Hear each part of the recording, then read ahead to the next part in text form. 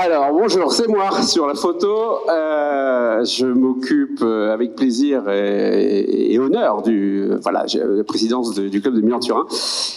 Donc, Jean-Marie Leroy, français, breton, 53 ans, 4 enfants. Et j'ai passé toute ma vie, de ma vie étudiante à ma vie professionnelle, à l'étranger. Voilà. Donc, et pourquoi et avec qui? Alors, moi, je suis un mec très fidèle, ma femme d'abord, 4 enfants, c'est avec la même femme. Hein, je sais pas pour le premier speaker si c'était avec la même femme, si aussi, je crois aussi. Mais non, alors non. Mais voilà, moi très fidèle et à ma boîte aussi, je travaille pour Clarins. Clarins, les cosmétiques haut de gamme. Qui ne connaît pas Clarins? Oh, je t'ai vu. Qui connaît Clarins pour voir si... Ah bah voilà, parfait. Et donc Clarins m'a fait voyager absolument partout dans le monde. J'ai touché pratiquement tous les continents, etc. Donc voilà, donc Sophie Poitrino ici présente. Un jour, je suis de retour de Rome après une visite terrain. Donc je suis basé en Italie. Gling, Jean-Marie. On a trouvé le titre pour l'APM à Lisbonne, Exploration sans frontières. Ok, super. Toi, ça va? Bon. Et toi qui as voyagé, t'as forcément des trucs à dire. J'ai dit oui, bien sûr. Alors, j'ai dit oui tout de suite. Pourquoi? Parce que je suis quelqu'un de bien élevé. Quand c'est demandé gentiment, je sais pas dire non. Et deux, parce que je suis complètement inconscient. Donc, voilà, je raccroche. Je laisse traîner cette histoire-là. Donc, voilà. Et puis, quelques jours après, ça me revient. Je dis, mais qu'est-ce que je vais pouvoir raconter? Et là, je rentre en transe, là, chamanisme, voilà, c'est comme si vous dansiez la Ridée bretonne pendant 3 heures. Quelqu'un connaît la Ridée bretonne? Donc c'est une mélodie qui se répète ad vitam aeternam, et au bout de 3 heures, vous êtes vraiment en transe. Voilà. Et donc là, je ferme les yeux, j'ai les yeux comme ça, etc. Et m'arrivent 15 000 images dans la tête. Ok, 15 000 images dans la tête. Donc, très bien. Et je me suis dit, bah, c'est quoi? Bah, c'est les moments de vie, les moments de ma vie professionnelle qui m'ont marqué. J'y ai pas réfléchi tellement longtemps parce qu'elles sont venues à moi. Et ce que je vais essayer de faire avec vous aujourd'hui, c'est de vous en partager quelques-unes. Alors, grâce à l'intelligence artificielle, ce qui est formidable, vous pouvez taper dans une application, vous dire, voilà, je me rappelle de ça, et paf, ça vous sort ce que vous allez voir après. Donc, suite à ça, déjà, j'ai trouvé un titre. Réflexion d'un quinquas, oui, j'ai 53 ans, sur une vie d'expat, et comment 30 ans passés à l'étranger influencent ce que l'on est.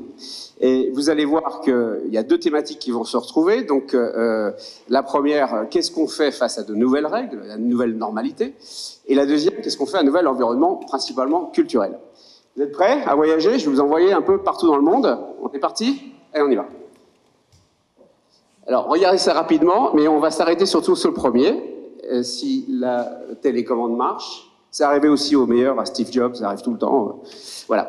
Alors là, on est à Kiev, en Ukraine. Alors, il n'était pas vraiment comme ça, mais bon, l'AI non plus, voilà.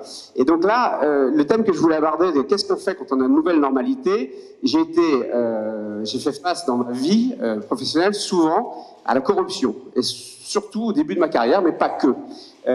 Donc j'ai dû ouvrir tous les pays de l'Est, on a monté une filiale en Russie, etc., etc. Mais voilà. Donc je me retrouve avec ce monsieur. Donc je suis à la recherche d'un distributeur. Voilà. Le monsieur a une belle queue de cheval, a des belles lunettes de soleil, la nuit aussi, un œil blanc en dessous. Alors je ne saurais jamais si c'était dû à une rixe musclée avec un de ses amis ou quelqu'un qui n'avait pas payé ce qu'il devait. Voilà. Bon, il m'emmène sur un bateau casino. Ok, ça rentre pas. Et là, il me dit, Jean-Marie, alors j'étais jeune, donc il pensait forcément que j'étais influençable. Jean-Marie, je te propose 350 000 francs, donc on était vraiment avant l'euro. Et puis la fille qui était à côté, tiens, voilà. Alors j'ai refusé évidemment les deux. Hein, on est d'accord. Voilà. Et donc à la fin, bon, j'ai une grosse colère. Et puis en même temps, j'ai gagné son respect. Voilà. Donc ça, c'est. Je vais continuer mes petites anecdotes comme ça. Et puis, si vous voulez bien, on continue à voyager. Alors là, là on est pratiquement, on est à Riga, en Lettonie. Même chose, chercher un distributeur. Donc là, ce que vous voyez, c'est à peu près le Speakeasy, Al Capone, Chicago, la Prohibition, etc. Il m'invite dans sa pizzeria. Et puis au fond de la pizzeria, il y a un grand rideau rouge en velours, enfin ça s'invente pas. Et puis là j'ouvre et puis plein de gens. Alors ça, des personnages, des faces patibulaires, bien accompagnés évidemment, ça fume, etc., etc. Donc bonjour, oui, bon, j'arrive. Donc hop, et on me dit, donc le matin même, j'avais eu le malheur de dire que j'avais bien les whisky single malt écossais. Qu'est-ce qui m'attend devant mon assiette?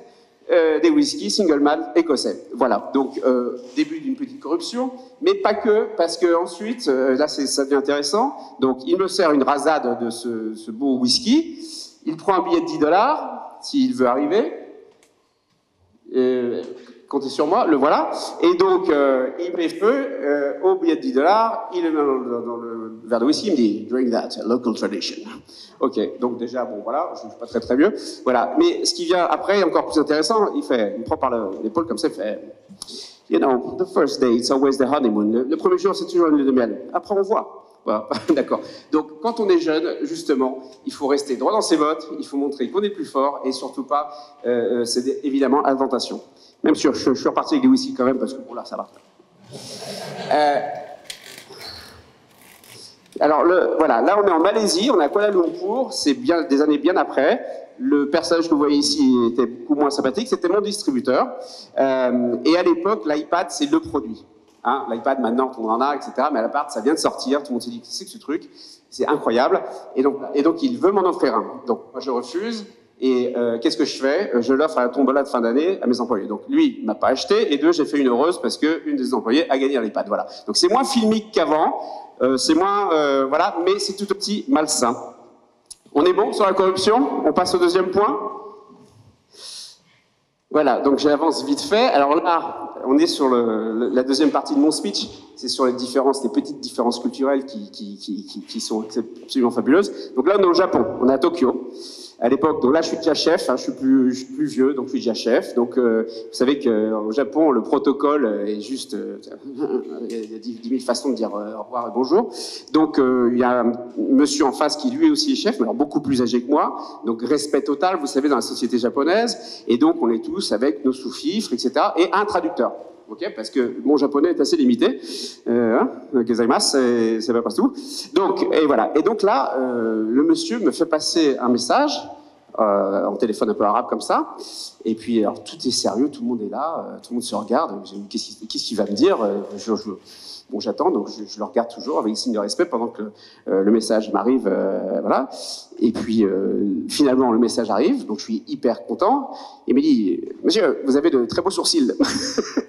Donc, ça s'invente pas. Donc, je vous ai mis un sourcil après. Mais ce que je veux dire, c'est que ça s'invente pas et c'est des choses qui marquent à jamais. Voilà. Donc, des petites ou même grosses différences culturelles.